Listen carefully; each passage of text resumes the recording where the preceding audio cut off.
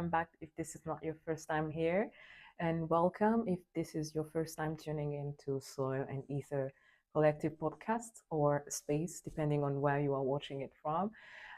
This is a space that I hold so closely to my heart. So I hope you feel the love and care that I poured in this space when I created it. And now, so today's episode, this is the second episode. It took me a little bit of time to come back on YouTube because so much was going on since I published this space online. I had to find my foot and my rhythm into creating content and writing and and connecting with people who finds this space a space that they would love to connect to. So that was a lot of adjusting for me, energetically and physically. So I'm so happy that I made it to YouTube again, and I hope to connect with you very soon. So today's episode is personal, is life changing to me because it is exactly how life showed me that it was walking me home since since the beginning of time.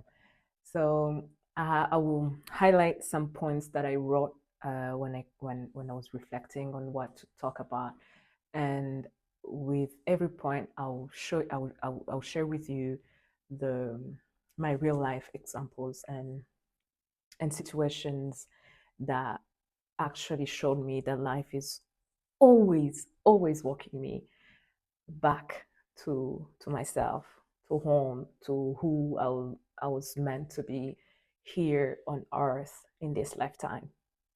So first of all, I love in everything that I do, I love welcoming spirit. I want spirit to be present with us here. I want my soul's voice to come through so I can connect with your soul because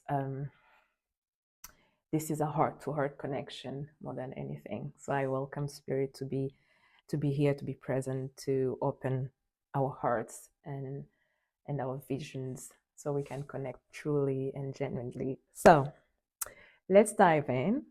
The first point that I wrote was the people who triggered me the most were just holding the mirror. I think it's Peter Crone who said, life will present to you the people and situations that will reveal why you're not free. And this is so true. This is so true to me, especially with this first point. Especially if I can share something personal, is for the last decade, I've been married for 9 years, and marriage to me was the most powerful, the most spiritual initiation that I went through.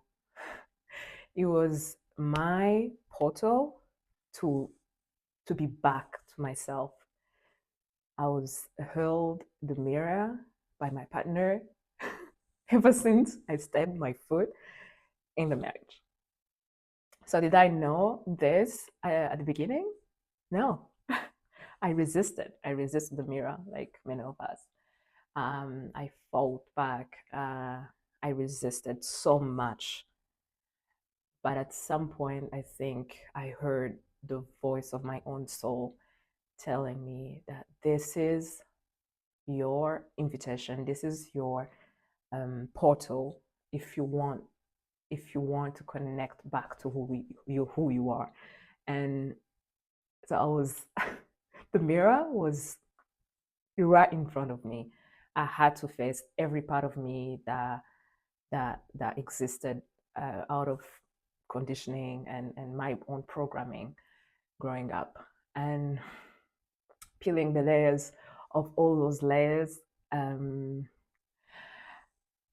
It wasn't easy. It was the most painful, and you can only imagine. It was so painful, but it was the only opportunity, not the only opportunity, but it was the most powerful invitation that life presented to me to finally see myself, to finally recognize where I was not free in this lifetime. And I don't know, maybe if I hadn't responded to that invitation, maybe life would have presented me something else to keep knocking. Can you open? Can you open? But the marriage to me was the most sacred invitation and mirror. So I had a choice. I had two choices. I had choice. The first choice was maybe stay asleep and keep playing the game asleep, or choose to look at yourself with all the dirt and and start cleaning up. So obviously I chose the second option, the second choice, the most powerful and painful invitation that I would have ever get. So through this sacred mirror, through a relationship, which to me, actually relationships are the most sacred invitations, sacred mirrors for our own evolution and growth. Relationships are the most powerful, sacred, divine portals for self-reflection. If you don't see it that way, you are maybe resisting that mirror. And to me, this is the most sacred thing that happened to me when I had to live with someone who's very different from me, who reflects back to me where I was not free, where I was not loving myself enough to get it back to me. So it was so sacred. It is sacred. It is, to me, when I look back, I always say I won't change a thing. I won't change anything about how everything unfolded. So it was the most fierce love that I would get from the divine. So I invite you to respond, to accept this invitation if you are getting a mirror, a sacred mirror through a relationship, either with your best friend, your siblings, your mom, your dad, your husband or wife. I invite you to step back and look at how this relationship is inviting you to yourself, to go back to yourself. It will be the most sacred self-love act that you will ever give to yourself. So the second point is contrast is how life sharpens clarity. Ooh, so this is so hard for humans. It is so hard for us to, because we were trained to talk about what we don't prefer. We spend so much time in that space. We write about it. We sing about it. We we sleep on it. We spend so much time in reflect. But the thing that I realize when something that I don't prefer happens to me, it is exactly in that moment that I realize that life is pointing me to exactly what I prefer. But it's not easy to switch immediately to that lens, to that way of seeing things. Sometimes you just need to acknowledge the feeling, you know, instead of calling your best friend and spend so much time in details of what happened. Spend your time acknowledging how you feel. I'm hurt, I'm sad, I'm not happy. Then if this is someone who can witness you for real, they will hold space for you to acknowledge the feelings, and then ask yourself, what is it exactly that this specific situation or person is pointing me towards, which is exactly what you prefer. It is, most of the time, it is the opposite of what just happened. So instead of blogging, singing, spending your whole Friday night with your girlfriends, talking about what you don't prefer, linger longer in that space of, my goodness, when this thing that happened to me happened, it was showing me exactly what I prefer. When this person treated me this way, they were showing me exactly what I prefer, how I prefer to be treated. You see what I mean? This will shift the world that you live in. First of all, acknowledge the feeling. Do not bypass. Do not pretend that it's not there, because it's there. It needs to be seen. It needs to be acknowledged. Then from that space, ask yourself, either you journal or you talk about it with someone who can witness, who can hold space. If you don't have that person, write in your journal what it is about this situation, about this person, that is showing me exactly what I prefer. Once you know what you prefer from this situation, linger there. Dream about that. Daydream about that. Write about that. Write about how it would feel if it happens to you. Thank them. Thank those people. Thank the situations that showed you finally what you prefer to experience, to have, to be. Then linger there. That's how you shift the world that you live in. I'm telling you. 2 steps. Acknowledge the feeling, it's there. Then ask yourself what it is that is showing me about what I prefer. Then look at your life, look at the life around you. Will start rearrange itself. I'm telling you.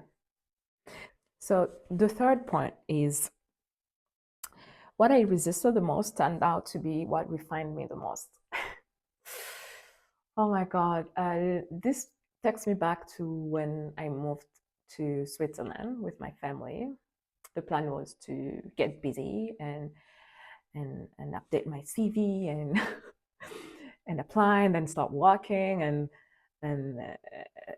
all these kind of plans that we have. And I resisted the space that life was creating for me to finally burn all illusions, identities that I was holding on, thinking it was me. I resisted it. I was fighting so hard to not sit in stillness and ask myself, is this really what I want to do? And that phase between 2020 and 2024, this is exactly the time that I finally met the void. That space that you sit in and finally create from a clean slate. It was exactly at this time where life invited me to finally burn all illusions and identities and whatever I was thinking was me, whatever I was clinging on, thinking this is exactly the person that I am.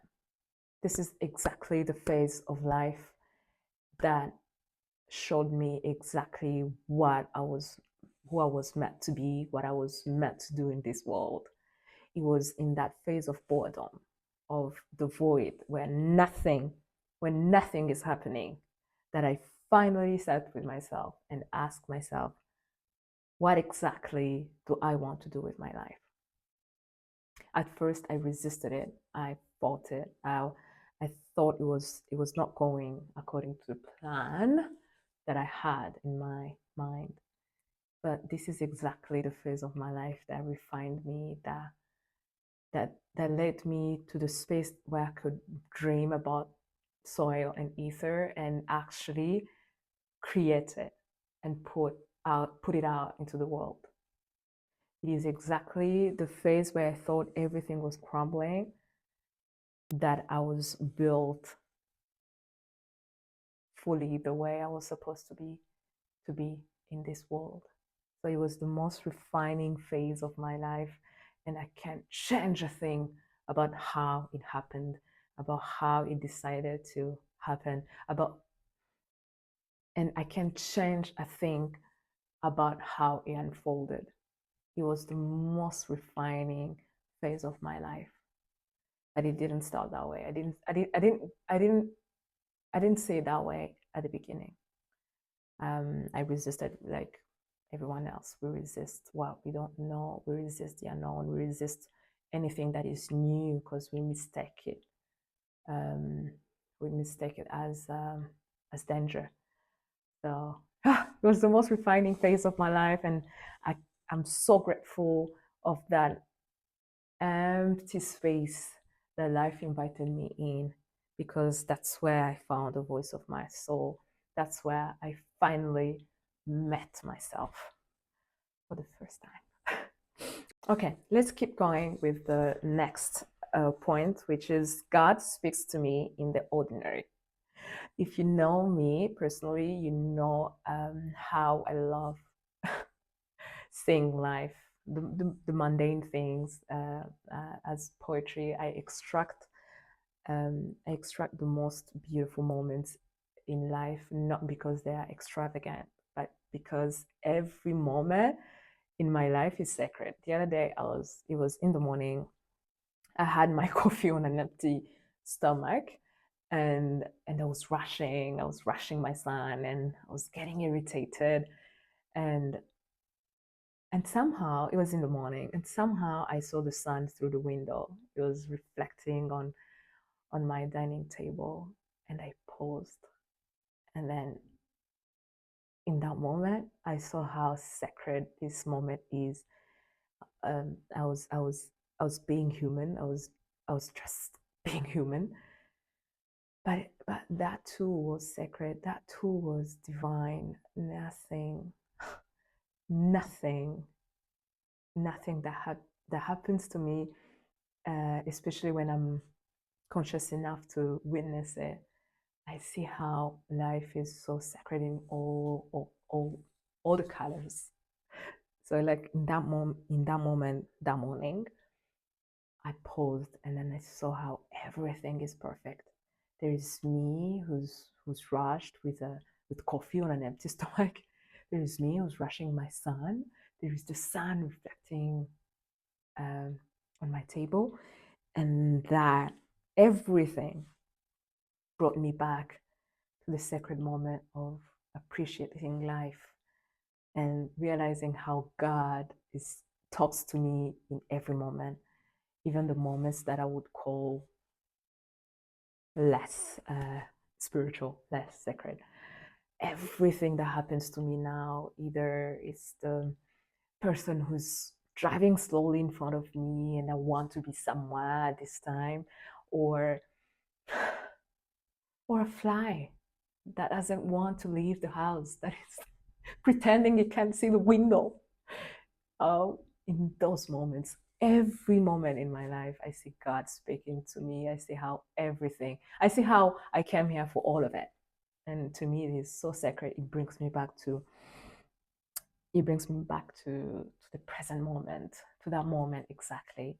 And I see how living in contemplation of everything that is happening can bring you so much joy without even doing so much. You don't need to access that by sitting in meditation and in quietness, because stillness is not lack of movement.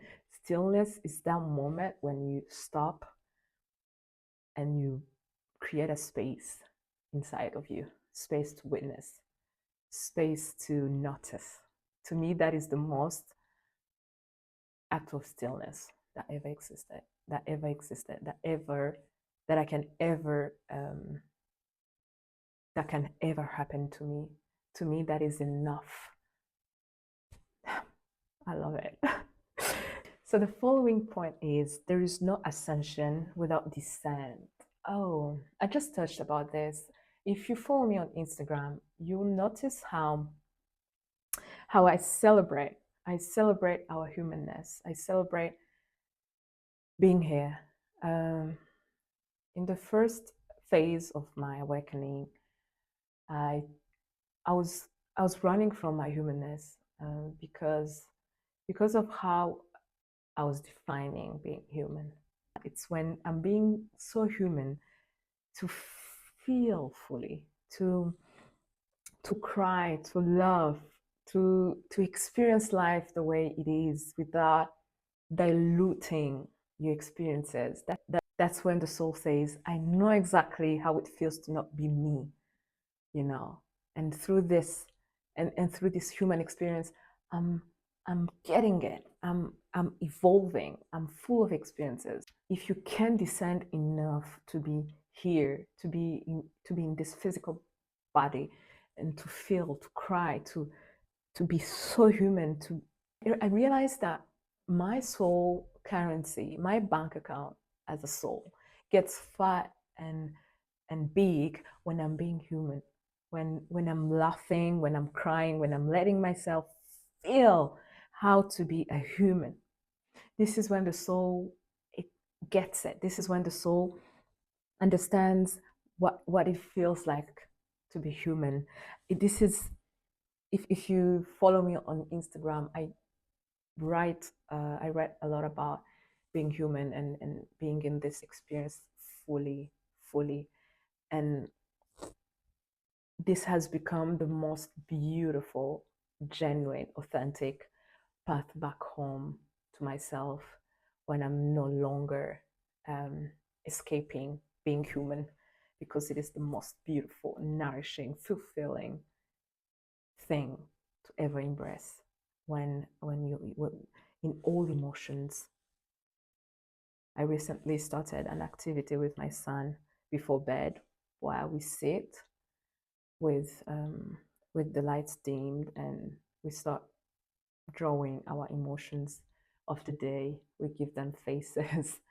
We give these emotions colors, and to me, it is the most beautiful, sacred thing that I can do with my son, especially who's very emotional and very sensitive and full of life.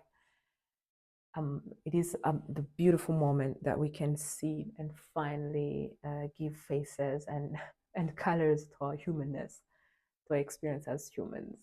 So I invite you to be so human, to descend enough, because you are not you're not trying to be enlightened here. You're already enlightened. You're here to be human and to see the sacredness of our humanness. It is the most important thing to me right now, to feel my human, to feel. I invite you to embrace your humanness like fully. Okay, so the last point about my journey back home is following my truth meant going first. When I journeyed about this, I was laughing how there's no one that I know, there's no one in my lineage who's doing what I do now, who who stopped everything in their lives and decide to question everything. And so it is so I can laugh about it now, but it wasn't the case years ago, because I still had to navigate life through my own conditioning, the fears and the beliefs and everything. But when I finally broke free, I saw how I had to I had to walk my truth, even if no one around me is doing the same thing, or no one around me gets it. It is so beautiful, because once you're connected with your soul, it is the only confirmation that you need in this life. So it is terrifying when you're still holding on how you identify yourself, especially when we have ideas of who we are, especially when we are defining that depending on the people around us, or what they did, or the people that came before you, what they did, what they did not. But this path back home led me to choose my soul over survival, and choose this sacred rebellion path of trusting myself and not the world. Though in the world there's other people like me that chose or will choose their own truth, their own voices. So it is, to me, it is the most beautiful gift that this path granted me when I finally chose to be myself, to walk this path as myself, to trust even if nothing around you confirms your path. It's knowing that the truth that you hold in your heart is everything that you need. And I will let this close this episode today, because I wanted to land in you and ask yourself, what truth do I choose every single day that walks me back home? And when you get there, you'll feel home like never before. I hope this lands in your heart. I hope you feel the truth of what I just shared with you. And I can't wait to connect with you either on Instagram or anywhere in the comments below. Tell me what lands in you, and tell me how you feel and how you're showing up in your life, and how you are accepting the invitations that life is sending you in every person that you meet and every situation that is happening to you. Yeah. See you next time. Bye.